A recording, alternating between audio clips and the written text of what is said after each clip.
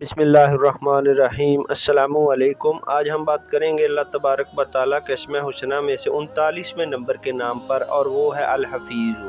अल हफीज़ जो है अल्लाह तबारक व तआला का नाम है, और कुरान करीम में अल्लाह तबारक व तआला ने 3 मरतबा इस नाम को मुख्तलिफ आयात में दोहराया है।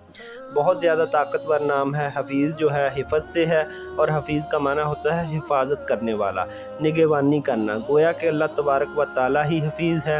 हफीज़ कहते हैं कि सबकी हिफाजत करने वाला, यानी शहराओं के ज़र्रे हों या दरियाओं के कतरे हों और आसमानों की बुलंदियां हों, एक एक चीज़ की हिफाजत करने वाला वो हफीज़ है। यानी अल्लाह तबारक व तआला है और हर मखलूक की हिफाजत मुहैया करता है। इस तरह की हिफाजत और कोई ज़ात नहीं कर सकती, इसलिए वो हफीज़ है।